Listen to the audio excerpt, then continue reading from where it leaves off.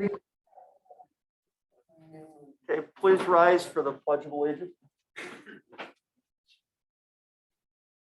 I pledge allegiance to the flag of the United States of America, to the republic for which it stands, one nation, under God, indivisible, with liberty and justice for all. Thank you for coming. Maureen, and we have a roll call, please. Zelazikis, trustee Porter, trustee Kimmelhurt, trustee Rosati, Here. trustee Cameron, Here. Mayor or Deputy Mayor Shear, Here. Mayor Mercurio, 5 present, 2 absent. Okay, we apologize for the 5-minute delay. We had some technical difficulties. We have a motion to approve the minutes, village board meeting for November 15th, 2021. Moved by Paul. Second. Second by Marcia. Yes. All in favor? Aye. Opposed? Motion carried.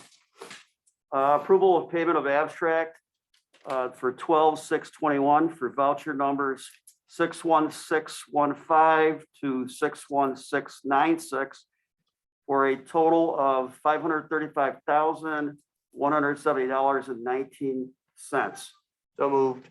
Moved by Tony, Second. second by Marcia. All in favor? Aye. Opposed? Motion carried. Okay, moving into the first speakers and communications, we have the village arborist, Jared Weber, who's going to discuss trees, sidewalks, etc. So Jared, If I can do a little intro. Okay. So I'm going to go, you can speak to this microphone here. So this all is coming about because we do have one current application for request for tree removal that Jared has reviewed the tree and made a recommendation that the tree not be removed because it still has some good life in it. That went back to the tree board, and the tree board generally goes along with the recommendation. The arborist would like not to have the tree room that needs still more, but that's not going to be decided tonight. It's not on your agenda. It is something you're going to like to think about for the future. But the other, it really is part and parcel of a much larger issue of what's going on in the village. And I got a lot of information from Jared on the phone, rather than me relaying it all third hand. I thought it'd be better for him to come in. We talked about what a number of possibilities to help old trees and with roots that are having conflict with sidewalks. And there are a number of things that could possibly be done. My conclusion at the end of our conversation is there's no one really perfect way to deal with this. So I would like him to give you all of his expertise on this subject. And again, if you want to ask specific questions about the one tree and Fillmore, but really it's a much bigger issue because of the trees and the age that they're getting to at this time. So Jared, thank you so much for coming. You're welcome. So we've been going back and forth on a lot of trees throughout the village over the last few years. There's a lot of trees that are starting to age out. They're getting older. Street trees that generally don't last as long as what like a tree in a park or your backyard would last. So when we're looking at these trees, we're looking at what the impact has been on the root zones on them, what kind of structural hazards they have up top, what rot and decay they have in them. So when I'm going out and looking at these, I'm taking these all into consideration. If we have to pursue something further, there's different resistograph tests that we can do on these trees to see what the density is inside of it, see what the rate of decay is and whatnot. The issue comes in as obviously when you're driving by and looking at a tree, if it's sitting right in between the road and the sidewalk or just on the opposite side of the sidewalk, generally they look, you're looking at them from the lower 15, 20 feet or so. A lot of the ones that I'm running into to where they're getting slated for removal are ones that have hazards up top. There could be like broken limbs or woodpecker damage or codominant stems in the tree. Basically, it's like a big giant stalk of celery where they're going to peel out in a big windstorm or something like that. So for example, the one on Fillmore it's heaving the sidewalk. The tree is generally in good shape. It's in good condition. There's no major structural hazards. I actually went and did a resistograph test on it today just to double check and verify. The base of it looks perfectly healthy. completely understand where the homeowner's coming from as far as the sidewalk upheaval and stuff. And that's been, I mean, that's an issue right across the entire country. It's not something that's just specific to the village of East Aurora. So there's different avenues that can be taken as far as like different geogrid that can be put underneath the sidewalk. Those have, they sometimes work, they sometimes don't. So there's not a great straight answer as far as how do we resolve this conflict? How do we resolve this issue? Moving forward, Matt's been trying to encourage people to kind of Matt and I have been kind of trying to encourage people to get trees pushed back away from the access areas, sidewalks, roads, things like that. But that still leaves the fact that there's a lot of old trees in East Aurora. Just so you know, my background is I'm a certified arborist, so we try and save every single tree we possibly can. Obviously, when they become a hazard to people and structures and stuff, they have to come down. So we're kind of dealing with it on a case by case basis, but it seems like this is becoming more and more of a recurring issue to where there might be a better game plan that can be put together for future plantings so that, 50, 75, 100 years, the next people that are sitting in this room aren't dealing with these same issues. But right now, I think the best way to handle this is on a case by case basis. When these trees, when there's excavation work and stuff being done around them throughout the course of the year, we kind of have to relook at these. So using the one on Fillmore for an example, again, if the sidewalk is removed and they're laying down another base for concrete, some of these root systems are going to be disturbed. There's going to be disruptions to it. And then generally you don't see any decline in a tree. Generally takes about 3 to 5 years to start to see that. So that being said, it's one of them things that if there is something like that that's happening and there is excavation work being done, it's probably something that we should look at while the excavation work being done, because you don't see the signs of the stress for an extended length of time. That being said, like I said, the issue right now is taking care of remedying a lot of these issues that are in the village right now with these old existing trees. My take on it is case by case basis on those, and then maybe work with the tree board and the village board to come up with a long-term game plan as far as sustainability of these newer trees and taking care of what the older trees, the problems that they have right now. So that's my take on it. Did you want me to touch on anything? Just for the one example that we are hitting right now. So let's say, I mean, the village board's going to make a decision one way or the other. Obviously, if the tree comes down, then it won't be issued sidewalk anymore. The sidewalk will be repaired, and then other trees will be put there. But let's say the village board doesn't feel like comfortable with the tree coming down now. So the homeowner would have to hire a contractor to fix the sidewalk. And you, as you say, the roots are right there. It's causing a problem with the sidewalk. So then what happens at that point? Or what's the repair that then is done and how long does it last? You said 3 to 5 years before it starts to show something issue with the tree because you did something right there with the roots. Well, what about how long before it starts maybe doing the sidewalk again? An estimate? Not long. I mean, it doesn't take long for them to recover if they are going to recover. You're probably looking right around in that range again. It could be 5 to 10 years before it starts to heave that sidewalk again. So being that it's a silver maple, it's a very large silver maple. And the fact that it's a street tree, which gets more stress on it. It's kind of at its peak right now. So it's going to be going into decline. So if it's something that needs to be remedied and everybody comes together on this thing, probably not the end of the world. It's not the end of the world if the tree comes down now, because it's going to end up being an issue within the next 5 to 10 years anyways. I just know there's a lot of other trees around the village that are more of a hazard at this point in time. So, we're trying to prioritize those as much as possible. That's why this tree is kind of a special case. If nothing was done to this tree, if the sidewalk was to stay the way it is right now, that tree theoretically should be fine for at least another 5 to 10 years. With a root disturbance, you never know exactly where those roots go on that root zone. So if there's major structural roots that go directly under that sidewalk that have to be removed during the process of reconstructing the sidewalk, you could potentially have to take that tree down within the proximity of this project right now of restoration of the sidewalk.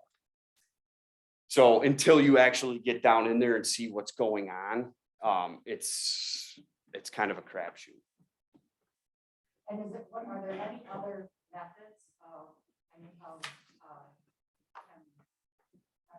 sidewalks that would be really weird, but like rebooted around roots, or what are there any other possibilities that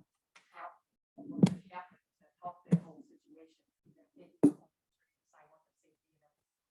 So what we've done in different situations like that is actually redirecting the sidewalk around the tree. So you have, you go out probably, you'd end up going anywhere between 4 to 8 feet away from the base of the tree. Now you're onto the homeowner's property, which obviously that's not ideal. There's different systems, and I've seen in different municipalities and stuff where if they have like a really historic tree or something, you can build up and actually have this long sloped ramp sidewalk, essentially. So would stay in the same location, but if you have like a little hill. It would be a rise. And then generally underneath those is where you use this geogrid. It almost looks like a bunch of little octagons, looks like a waffle with, okay. So you put this geogrid, the idea behind that is to allow the roots to have somewhat of a zone to go through. The theory is that they would pass under the sidewalk without heaving the sidewalk. That's good for about 5 years. As the diameter of the roots grow, they kind of outgrow that grid, and then they end up heaving the whole entire thing. Once a root gets in somewhere, you're really not stopping. So that's another option. The most inexpensive option, I would say, would be if the sidewalk was removed, and then we kind of reevaluated it, looked at what the root zone looked like, see if there was some roots that we could remove. The problem is it's so close, and that tree's so massive, it essentially takes up the whole entire area between the road and the sidewalk. So those roots, which should be all the way out to the drip line, which is where the very last tips of the tree are, that root zone should be that whole entire circumference of that drip line. Obviously you have the road there, you have the sidewalk there, and there's a lot of other obstructions that are holding that tree up. So it's a limited root zone to start with. And now we're talking about removing more of that root zone essentially to fix the sidewalk. So there's no great, like I said, this isn't something that's specific to East Aurora. This is something that all these seminars and stuff I go to, this is a topic that's talked about every single time you're at one of these seminars. So We're going to continue to have these. Yeah. What questions do the board members have? Looking about halfway up the tree, there's 2 places where there seems to be unusual growth. I don't know if it's foreign growth or part of the tree, but they're like dinner plate sized black things. Is that an indication of disease in the trunk or anything? Or do you know what that is? It can be. Generally, those are either a gall or a burl. It's just a cell abnormality in the tree. They don't negatively affect it if you just see like a small one on the side of it. That tree does have some hazardous deadwood and things like that up in it. But as a whole, I'm looking at this tree as a whole entire structure.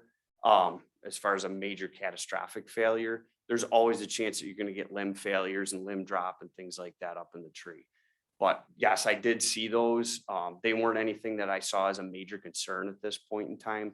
But generally, that does tell you that there is some sort of stress factors that are involved in that tree, which trees that are in between the road and the sidewalk generally are always under stress. So it's not necessarily an indication that it's hollow underneath that and you've got low density kind of issues there? Correct. Okay. There is a spot on that tree where at one point somebody had taken a limb off. Anytime you remove a major limb from a tree, you get rotten decay inside of it. That was where I did the resistograph test on it, just to see how far that rot and decay was going into the tree. At this point, it's not a concern, but every year it's gonna get a little bit worse. So.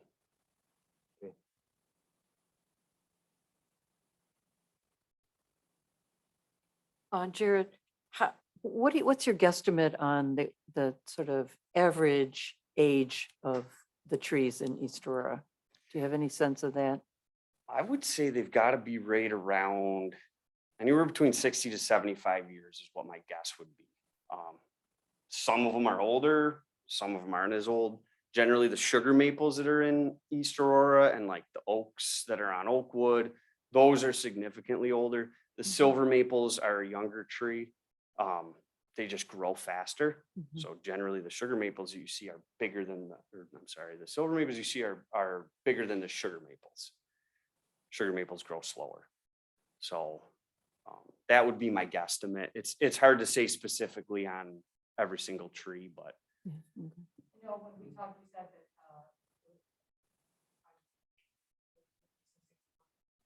Mhm. and there were a lot of houses that were here to die off. And that's when the village and the residents would have planted a whole bunch of more trees, the Mhm. ones that are older now. So that's kind of that whole cycle, I guess. And so now we're trying to be smarter. We weren't smart enough, because we still have a lot of great trees in not very good locations. Correct. And where are the silver maples located? They're all over East Aurora. The one on Fillmore that we're talking about, that's a silver maple. There's a lot of, fortunately, there is a fair amount of diversity in East Aurora as far as trees go. Like back in the 50s, 60s, and 70s, pretty much everybody just planted elm trees because they did well as a street tree until this Dutch elm disease came in and wiped them out. So a lot of villages, you'll just see straight ash trees, which they're now all taken down, or you'll see straight silver maples, which, yes, they grow fast and they're resilient, but they don't have a super long life. That's kind of where we're at in East Aurora right now, is these silver maples are starting to phase out. And I know it's difficult to see these trees come down, but it's important to remember that we need to get the next ones growing in the right spot, the right Yeah. tree in the right spot.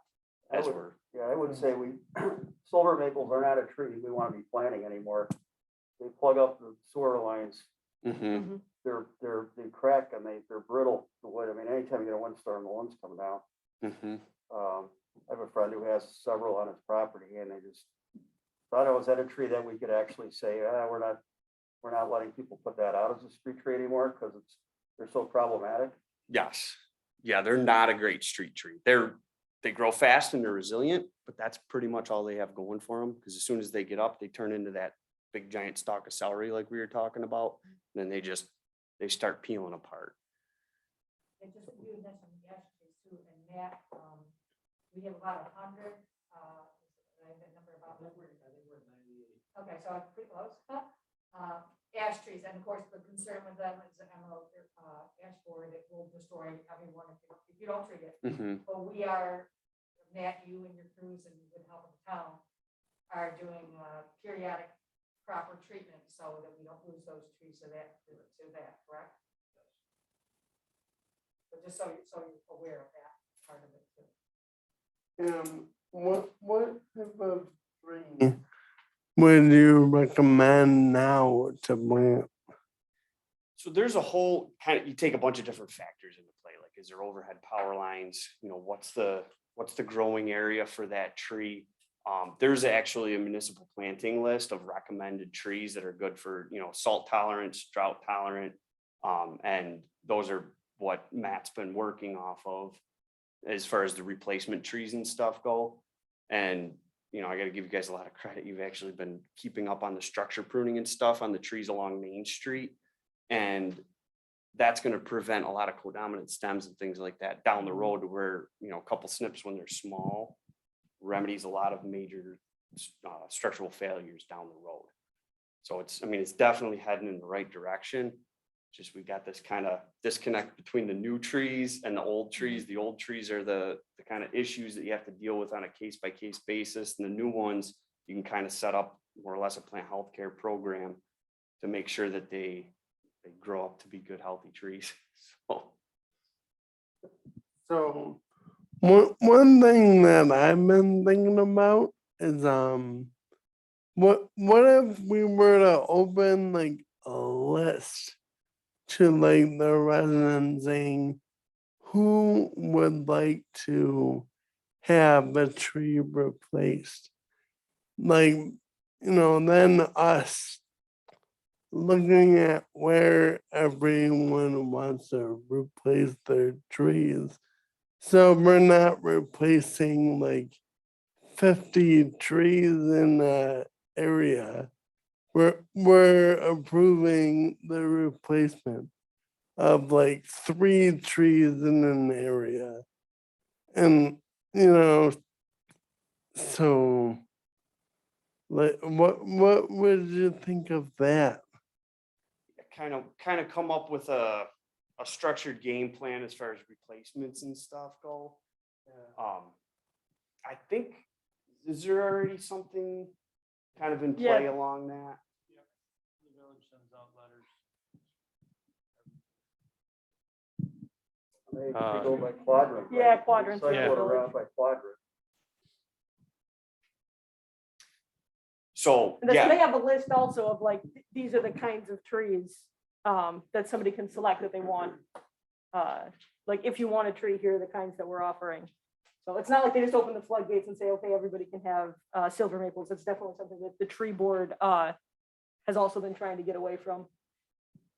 and generally if one comes down, then it gets put on the village's list as far as like, what are we gonna do to replace that Mhm. tree? What's the best tree for this area? And what does this homeowner want as far as the tree goes? Do we want to put it back in the spot between the sidewalk and the road? Or do we want to put it back onto the homeowner's property so that down the road, the homeowner wants to do something with that tree? It's not on the village to generally take care of that. It also pushes that root zone back into an area where there's less likely of a chance for it to be disturbed. Like Sycamore Street Water Project, there was a lot of trees that had to come down or had to be directional bored under because all the utilities run in that same general area. So that's something that, we want to kind of keep in mind when we're looking at planting trees in certain areas.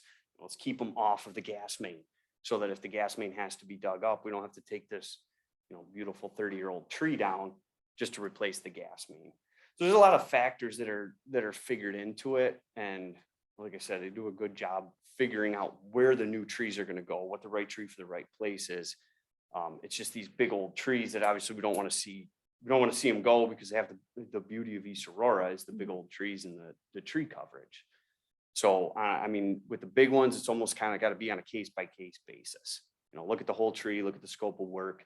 How do we approach this? What's the best plan for this one? And then, execute that plan accordingly. Yeah, Jerry, you mentioned on the phone, I don't think I've heard the terminology yet, but the tree canopy that we have now. One of the things that people really love about the village is the beautiful tree canopy throughout the entire village of all the trees. And if we continue to plant proper trees in the public area, they're gonna be smaller and everything. They're not gonna be big ones that are gonna grow up to make a nice canopy. So you don't wanna say, just not think of, you need to think about that in addition to all these other factors. That you do want the ones that people will put in their yards, so they can be the bigger ones that have more room, that won't make a sidewalk, that will then grow up and still have the canopy, because you don't want to just lose that permanently once all these bigger trees come down and you put smaller, more appropriate trees in the public area. Mm-hmm. You had mentioned that. Yes, yeah. Yeah, absolutely. Because you don't want to drive down, there's places where you drive down the street and you see all these little like Bradford pears or something that are just straight up and it looks like somebody's lining a road, an entranceway to somewhere. Right. And that's obviously something. And then, so if you have a spot in the village where there's no overhead utilities or something, that's a great spot for a larger tree. That's going to give you that canopy coverage down the road. So long as it's not impacting the sidewalk. Correct. A lot of things to think about. And even with the, with the newer trees are going in and then some of these smaller trees, if the silver maple is smaller, there's different approaches you can take with, like, I'm more confident in the geogrid and some of the structural soils that can be used so that the roots grow through them. When you have a smaller tree that can kind of adapt to that situation, anytime you change anything on an old tree, they don't like change. So if you go start taking major structural roots off of them, they tend to go downhill fairly quickly. As an alternative to your discussion about building a hill with the cement, is there an opportunity to potentially minimize root disturbance by building more of a boardwalk so that you only have a few places where you've got vertical posts going down, and then you can still kind of raise the surface level of the sidewalk without, doing as much digging on the roots? There is, and they've definitely done some studies with that and tried it out in different municipalities and cities. Problem is, it almost becomes a liability issue at that point, because then you're using like a wooden material or something. And then you get, it's slipperier and you have to worry about structure on that. So that was the problem that they ran into with that, is just the longevity of it. Concrete lasts, it's there. There's more maintenance to these boardwalks, which they use throughout different parks when they don't want to disturb the root zones in certain areas, but they still want foot traffic. So it's something that could be looked into. My concern would be, what's the liability ramifications of doing something like that? And a sidewalk plow wouldn't like it very much. That's a really good Right. point. So back to the Fillmore one, I think, the final consensus is my job is to give what the health of the tree is at this current point in time. I don't have a crystal ball to say what's going to happen if these root zones are disturbed. I've seen big trees with root zones that were disturbed and they do perfectly fine. That would be the minority. Generally, if you start digging up root zones on big old trees, you get that decline within 3 to 5 years, and then you end up taking the tree down anyways. So it's just making the right call as far as when does this tree have to go? As of right now, in the situation it's in, without disturbing the root zone, that tree's perfectly healthy and there's nothing wrong with it structurally. If we start disturbing the root zone and digging up where the sidewalk is, then you're going to run into problems down the road. So Overall, would you say that's an appropriate tree for that location? And then given all of the problems that the homeowners have had with the tree over the years, with the sewer lines plugging up every year, and then the constant loss of limbs coming down on their lawn, and then the sidewalk, of course, is that really a tree that we want in that spot? I wouldn't ever use a silver maple as a street tree unless it was your absolute last resort. Obviously, that's, hindsight's 2020. And that was what was available then. There's a lot more cultivars and stuff out now that give people more options for planting in municipalities. But no, a silver maple is not an ideal street tree at all.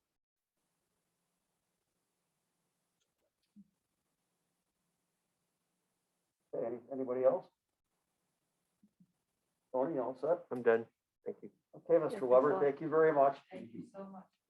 Thank you, very informative. We're still in our first speakers and communications. If anyone would like to step up to the mic and give us your name and address, to address the board with a concern or comment, feel free. There will be a second speakers communications toward the end of the meeting. Okay. All right, moving on to the public hearings. May I have a motion to consider a minor subdivision proposal for 363 Prospect Avenue. Moved by Paul, Second, second by Marcia. To consider a minor subdivision. You're not voting on it. Not voting, I'm sorry, didn't mean to say that. Not voting, just opening. Okay, so we're going to open the public hearing at 6:35. Okay, the public hearing is open. Wait, What- Is it still first by Paul and second by Marcia? Yes, yeah, we haven't voted on it. oh, we did not, okay, all in favor? Aye. Aye, both, okay. All right, public hearing is open. Does anyone wish to speak regarding this matter?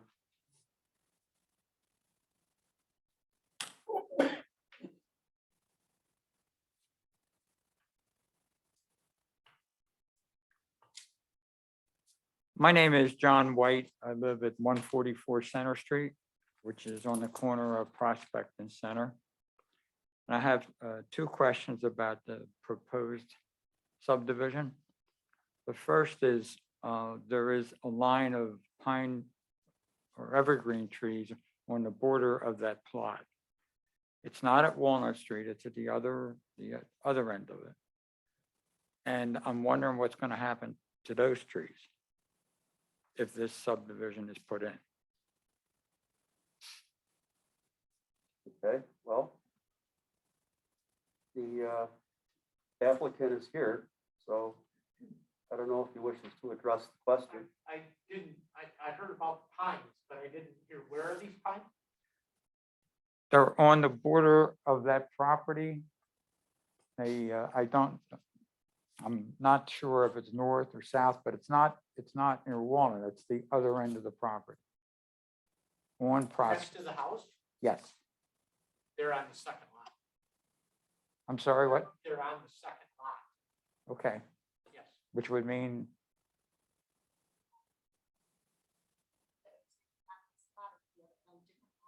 No, it's on that lot. It's on the second lot. The between middle one. house Middle. And the middle lot. It's on the middle lot, those trees. If I, I'm hearing you correctly. I must be confused because what I remember is that there's a line of evergreen trees. I don't know if they're pine or what they are, but they're evergreen. And there's also a very old tree that will have to be removed, I'm sure. But I'm wondering what's going to happen to the ones on the border. They're in the buffer area that border on that second lot. You can't build over there anyways. I mean, because you're limited on how far over you can build to the line. So they're on the second lot, but over next to the line. Okay, so does that mean they're staying? They're staying for now, for sure. I mean, you can't, they're near the side of the lot line. You can't build on the side of the lot line. Okay. The other question I have, I may as well address you. Nope. I'll answer your question, but address it to them. Okay, I was looking at the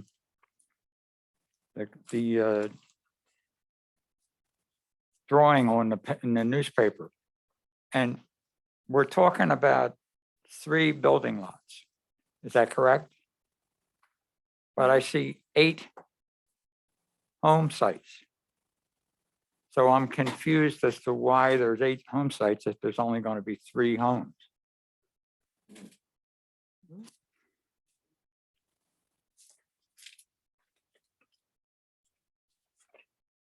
Could I share this to him?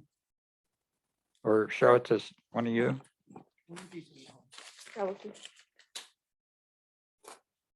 the 3 houses on Prospect, the projected houses. There is already a house here, Yep, but what are these? there's 3 houses going down Walnut that already exist. They already exist. Yeah, they're already there. We're just talking, those trees you're talking about is between the house that's existing here and this second line, the second lot. Mhm. These houses are going down Walnut on Prospect and Walnut already exist, these 3 here. So we're just talking about this right now, Okay, okay? all right, thank you. Yep. That's all I have, thank you. Okay, thank you. Anyone else? Okay, come on up, give us your name and address, please. Hi, my name is Dr. Peach, 116 North Grove Street. I actually was curious as to how the properties on Prospect are going to be tying into the projected subdivision they want to make on Walnut. Is there a road that you're looking to put on Prospect that goes back behind? And I'm trying to think of how what they're doing now is going to play into the future, because this is just one part of a bigger piece of land where they want to put more houses on. Am I right? Do you want me to answer that question? This is Cassidy. So this lot is one single lot, prospect. It's a separate lot on Walnut, it's a separate proposal. There is a plan submitted, and it's at a sketch plan meeting tomorrow night right in this room about the Walnut subdivision. But there are no private roads. This prospect subdivision will result in one with the house, and then two separate building lots, and then the Walnut is a separate discussion. So how are you looking to actually access the Walnut? Because from what I understand, Walnut would be off of Walnut. it would be off of Walnut. Right. Okay, so somehow, so these do not tie into any of the roads that should go from Prospect to the back, right? And divide the lot into two? No. All right, so far, this is only about these three properties only, and I'm assuming they're looking to demolish that one-story brick house. That's not been, I don't know that. What's that? Are you eventually looking to demolish the one-story brick home? No, Not right now. no, why would you? I was just curious. I'm just trying to figure out the whole, property. No, there's no driveways going back, and that's a separate entity than this, what we're talking about tonight. I think maybe you're overthinking, but I understand, because you live in the village, but yeah, I'm it's trying to not figure that. out how to tie in, the way for there to be a road. There's more than enough frontage on Walnut to just have single-family homes come off of Walnut. To do it. To have single-family homes come off of Walnut. Yeah. I like all in a row, like the front, right? But wouldn't, isn't there projected to have another subset of homes behind those homes? No, No, but that's a different lot. So tonight we're just talking about prospect. Exactly, so I understand, but Prospect is just one row of homes on Prospect. Correct. But Walnut would have two sets of homes, right? A group of homes in the front and a group of homes in the back? No. One, two separate. Yep. We're just, no, there has not been a proposal. Okay, so I think what we'll do is, we're only addressing the three lots on Prospect tonight. Mrs. Peach, Dr. Peach. So we'll address, there's down the road when this other issue comes up, then, we'll be dealing with that as well. Yeah, well, okay. Well, thank you very much. Okay, anyone else wish to comment on the minor subdivision, 363 Prospect?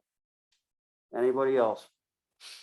Okay, may I have a motion to close the public hearing at 6:43? So moved. Moved by Kristen, Second. second by Tony, all in favor? Aye. Aye, opposed? Okay, public hearing is closed.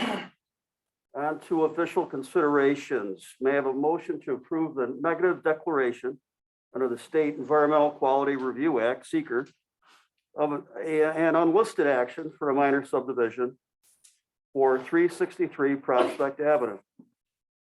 So moved. Moved by Marcia, Second. second by Kristen. Further discussion? All in favor? Aye. Aye. Opposed? Motion carried. May I have a motion to approve a minor subdivision for 363 Prospect Avenue, Terrence Kopp. So moved. Moved by Marcia. Second. Second, was that Paul? Mhm. Second by Paul. Further discussion? All in favor? Aye. Aye. Opposed? Motion carried.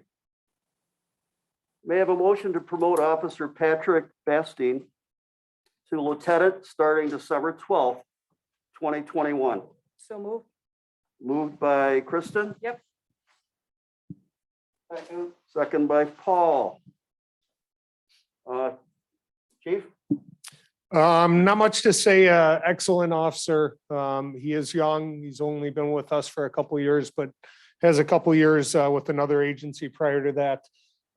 But just shows all the attributes you want in a supervisor. All of our candidates on the list, 3 of them were all fairly young officers, and he stood out. So that was my choice. Good. Okay, let's have the vote. All in favor? Aye. Opposed? Motion carried, and Patrick Bastine, is he here? He is not, he's working tonight. I was gonna have him stop, but there's one. Well, wish him, give him our congratulations. So we catching up with our hirings? We're almost there, right? I'll have 2 more recommendations in front of you in 2 weeks. Good.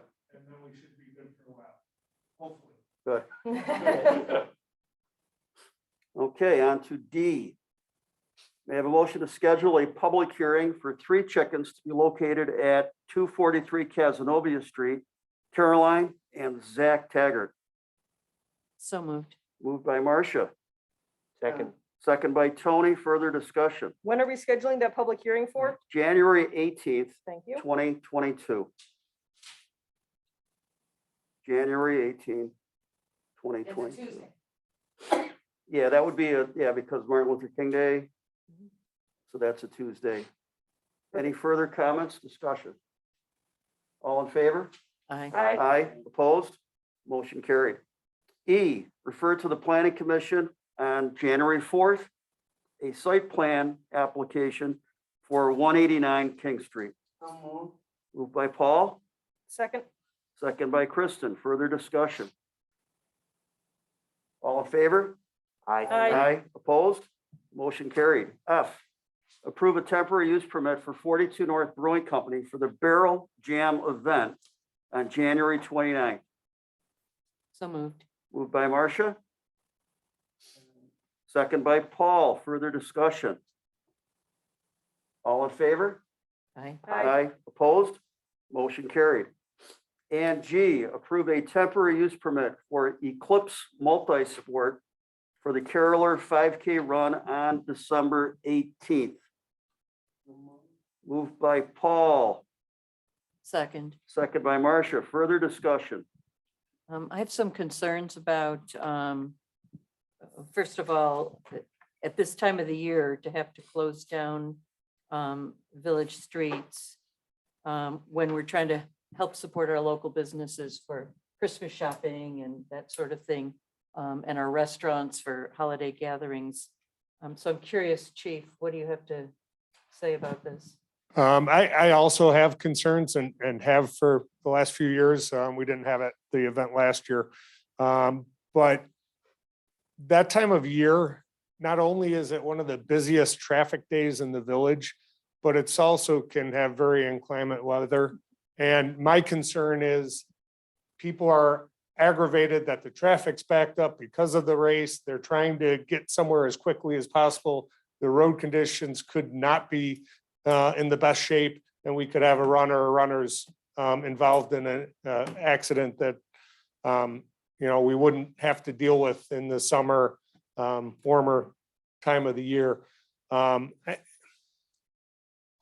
And just so everybody knows, they're told that it's a charitable event, but to my understanding, very small amounts of money go to 2 charities, one being the fish and one being some basketball organization in West Seneca. So it's not a hometown event, it's a moneymaker for the organizer. And with all that considered, I would have some serious doubts about, especially that time of year. But I think the route makes it really difficult to Right. avoid. the It runners to get to does, the other side of the and road. we've tried over the years to get the route changed. I mean, again, on a Saturday morning, Right. most times of the year, it's very difficult. But then to cross Main Street, have Oakwood involved, Center Street involved, And Gerard. and Gerard, it's very difficult. You're tying up the whole village for a couple hours there, so. I got stuck in the traffic jam a couple of years, last time they had it. That was brutal. It is, It was awful. it is. And then if we have snow overnight, We got a lot of complaints about it too. yeah, and then if we have We snow got- overnight and the roads are a mess, it even slows the traffic down. Generally in a race like that, we try to get, okay, there's a break in the runners, we'll get some cars through an intersection quickly. If the roads are in poor condition, we can't do that because the cars can't get going like they can on dry pavement. So, And we also have a problem with asking, and I think it's a problem, having people, the fire fire company or having our crossing guards work on a cold day like that during the holiday season and go out there to try to find enough people to man those. Yeah, it's difficult. We don't roadblocks have enough crossing guards, so we're dependent on the volunteers of the fire department to help with that, which, And that's you a know, lot that's to a whole ask for nother those, issue. those men and women who give so much already of their Yeah. free time. They have to go out there, stand in the cold for a race that doesn't really generate much in the way of charity for the local community. Correct. So I think that's why, I don't even know if the people are here who are proposing it. I don't believe they are. Right, which makes it So I really tough think to that, I mitigate think that anything. says enough about how much they care about this if they can't even show up to a meeting. Right, and so to try to do something now when it's in like less than 2 weeks, Yeah. Does I mean, anyone there's else no have way an to fix opinion? any of this. Tony, how do you And feel we about did this? discuss, we did reach out to the organizer and try to mitigate the route. And the answer we got was, well, it's already a certified race, so at this point, you can't change the route. But they had just applied, so, you know, there wasn't a lot of planning forward on this, just because it had been done in the past. Well, Their website talks about the fact that they're supposed to coordinate all approvals with the police department. Obviously, it didn't seem to happen that way, No. so something is off there. Yeah. They were verbally told by my office a number of times that they needed to coordinate before we would even process.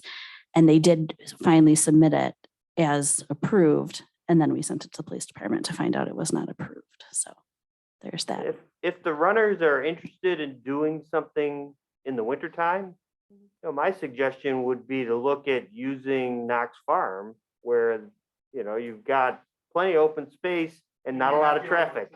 Right. Or Chestnut Ridge Park. Sure. I mean, move it over to Orchard Park. But I think the fact that they're not here to explain what they want to do, I think that says a lot. So I don't know, anyone else have anything? Paul, do you have anything else you'd like to add, or? Yeah, so. To be clear, it sounds to me like you're saying you would think this event would have a negative impact on public safety. Absolutely. Okay, well, shall we vote? Yeah, we have a motion on the table? Yes, okay, so all in favor? Opposed? Opposed, aye, okay. Okay, motion denied. So, who's gonna contact the organizers?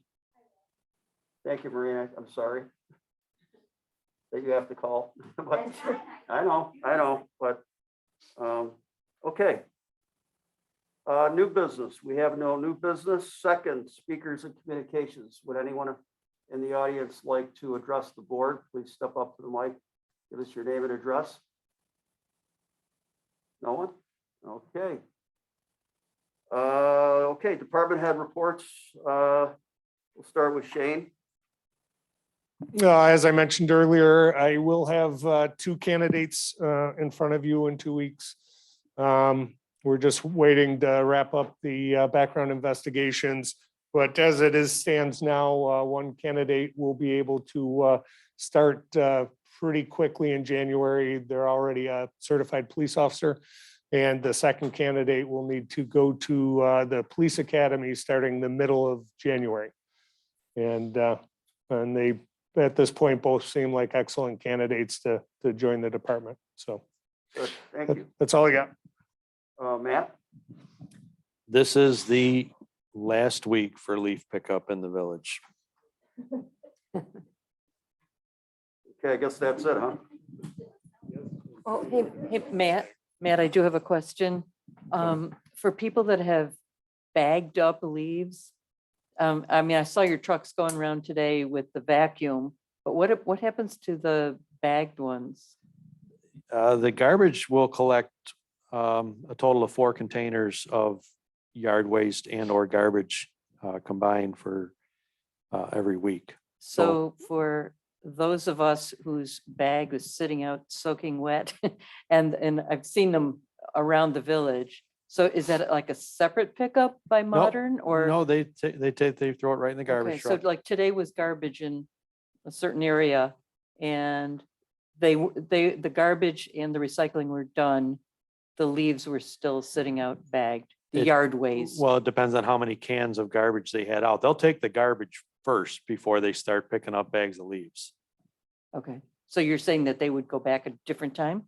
Well, no, when they make the stop weekly, they'll pick up a total of 4 containers. Okay, If there's 4 containers of garbage, that's all they're gonna get. They're not gonna take more of leaves.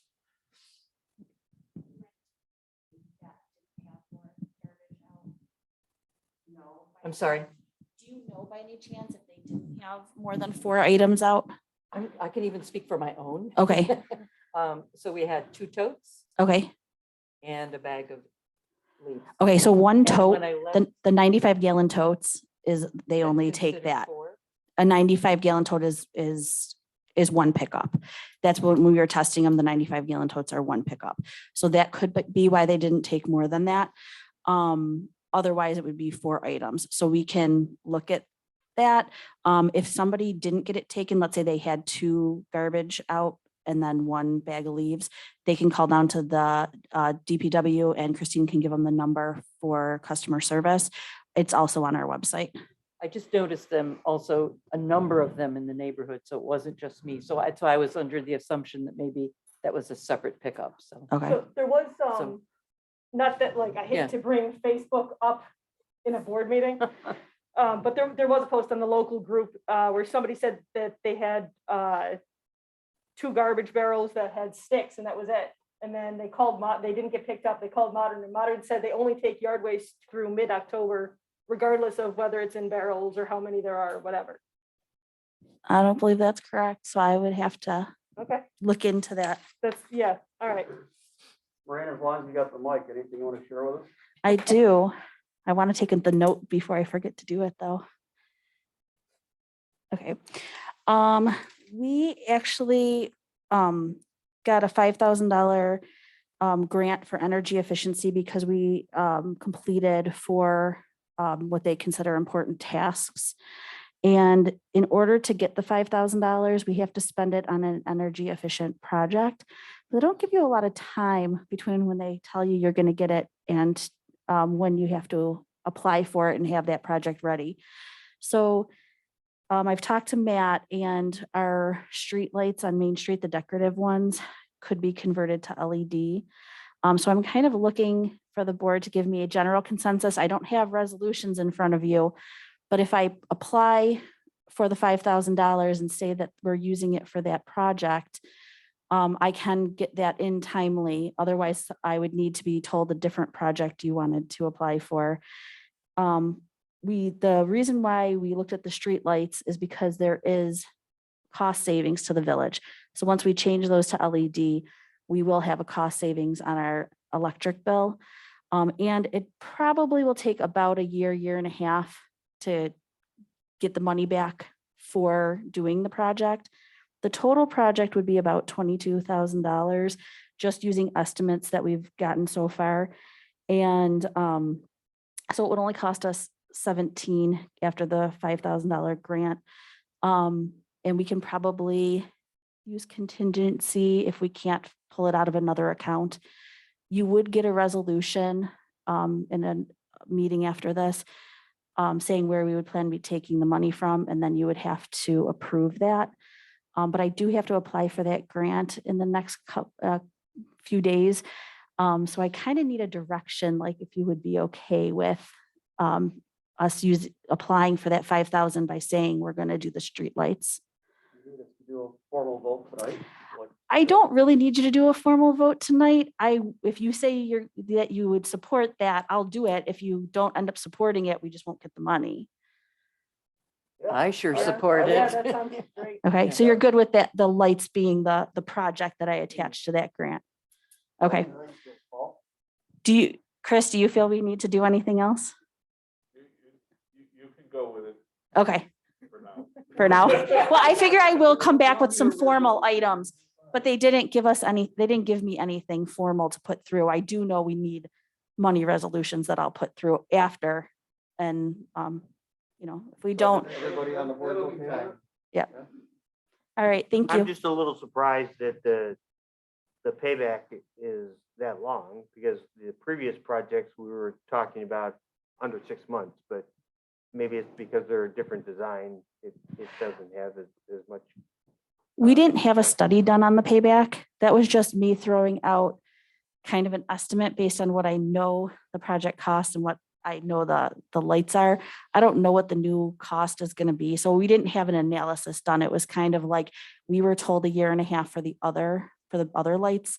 So I feel like it's going to be 1 year to 1.5 years based on the fact that we've got that $5,000 already from the grant. So that's just kind of how I have that estimation. Okay, thank you. Anything else, Bree? Not this week. We'll be talking about bonding next time. Okay, Kathy? So, I left my crap downstairs, and I bought the Buffalo Business First newspaper because it features Biddler's on the front page. As I mentioned this before, but then now they actually ran the whole issue for the awards from the newspaper for the family businesses, and this is like a competition around Erie County. And Biddler's took the very top award, so they are featured on the front page of the publication. And there's a nice double thread inside there. And I think I don't know if it's already taking place or if it's later on, but there's an award ceremony that they put on. But it was very, very nice, very wonderful feature. Obviously featured one of our, we have a lot of great businesses in town. And it's one of our very outstanding businesses that is kind of world renowned. It is, as far as I know, the biggest buying dinosaur in the world. Maybe I think it's how that goes. There's a lot of interesting history there too. And of course, Carol Cave is coming up, and that all started out as a result way long ago of some Girl Scouts singing at Biddler's and kind of thing. So congratulations to the Biddler's company and family for getting top honors in that competition. I think that's just wonderful. So I will definitely mention that. I'd like to see but I'll scan it. I'll send it to you. I get my you all have in your mail right now the very initial letter we just got from the PTA union. They're looking to start negotiations. I have been expecting this. I've actually already been working on our end of it for some time, knowing this is coming up. So the mayor and I will team up and get together and decide how we're going to proceed. Getting together with you, and we'd like to get it done. I know that when I came to work here, that project was overdue, and the mayor and I finished it up with the team of the union after the fact, and then we'll have to do record pay and everything and that kind of thing. So we definitely have to get it done before the deadline, which is the end of May. And we're hoping to get it done maybe much sooner than that. So of course it'll depend on what everybody's looking for. And I guess if you certainly if you have anything, which I know Tony mentioned one thing about uniforms and new people who leave and the expense that we incur. So that's one thing we might put it on list. But if anybody has anything that you'd like to suggest as far as those kinds of negotiations are concerned, certainly feel free to let me know. And then tomorrow, I know Marcia and I are signed up, and some of the rest of you too, for the first round, Chris is too, I know, of NICOM's cannabis training for what you might be able to do with zoning. They're allowing anything in your village. Of course, we are disallowing lounges, but we are allowing dispensaries, retail shops. So we'll get some more information on how that might all work and what we might want to do with putting something in our zone as far as all that goes. But thank you. Right, Liz? Yeah, a few things tonight.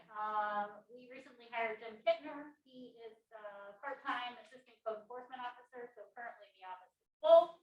And you'll start to see some of their faces this year as they get comfortable and fully trained. The sketch plan I mentioned with the Walnut Street. Peter Sorgi is representing his client, Lions Homes, who is under contract to purchase the Walnut and Prospect lots. They have requested a preliminary meeting with the Planning Commission, which will happen tomorrow night, to get their feedback from planning before they officially submit a full subdivision application later this month for your review and referral. So you will be seeing that. And then last but not least, I want to say thank you to Matt Hay and the DPW for picking up leaves so late in the season, because his guys are out there in their full rain suits sweeping up the leaves on my street. So thank you. That's all I have. Okay, thank you. Liz, sorry, are you saying that the deputy COE is being shared by two people? Yes. Okay, Yeah, we have 2 part-timers. okay. Are they like 20/20? I mean, 20 hour, 20 hour? 19 and a half, 19 and a half. Okay. That's what they work. Okay, great. It's civil service, so they're regulated by those parameters. And they are both semi-retired, so they like the part-time position. So right now, we're working on that. And eventually, if one wants to become a full-time, then we can talk about it at that point. So they're both in training, so to speak. Exactly. Okay, Yeah. okay, great. And then on the Walnut Prospect, do you have a sense of what the number of parcels or what? 6. 6, okay, 6 straightforward building lots. okay. All the frontage on Walnut. Full depth of the lot. Well, those are deep lots. Yep. My daughter's Very gonna lose, my similar daughter's gonna to- lose her view across the street. Very similar to the lots on that side of the street. And the opposite side too. Okay, is that it? That's all I have. Tony? Nothing this time. Okay, Kristen? Nothing from me either, thank you. Nothing? Paul? Yeah, Kathy. We were talking about the other day, Kathy, about the village's liability on the trees over on East Fillmore and wherever else they're disrupting the sidewalks. I was hoping you could talk a little about that, and I would also like to hear from Chris. Well, right now we have what we have had consistently as our village policy that all sidewalks are responsibility of adjacent property. So that does address the liability as far as the village is concerned. If we are aware that there is a defect in a sidewalk, then there's incumbent on the village. It's actually, nobody might think it was this, but it's actually Matt's department. And we've done this just recently, we kind of revamped the form and everything where we would put together something and send it to the homeowner and say that they're responsible for getting a fix done on the sidewalk. Right now in our code, it really does need to be revised, and I've already sent some proposals over to Chris for this. It gives you 10 days to do it. There's no way somebody's gonna get a contract for 10 days to get anything repaired right now on a sidewalk. So we probably need to change the code to allow for a reasonable time period for people to get that fixed. So there's just a few tweaks that we need to do in the code just to make it more practical for everyone involved. And then as far as other further liability, that probably isn't something we would really discuss in open session, but we are planning on having a session at the end of your next meeting to confer with your attorney under the what's allowed under state law for attorney-client privilege to talk about a lot of things having to do with liability and get some legal advice as far as these matters are concerned. Okay, anything else, Paul? All set? Okay, I have a motion to adjourn the meeting. So moved. Moved by Marcia, second by Kristen. All in favor? Aye. Aye. And we are adjourned. Have a great night. Go Bills. Go Bills.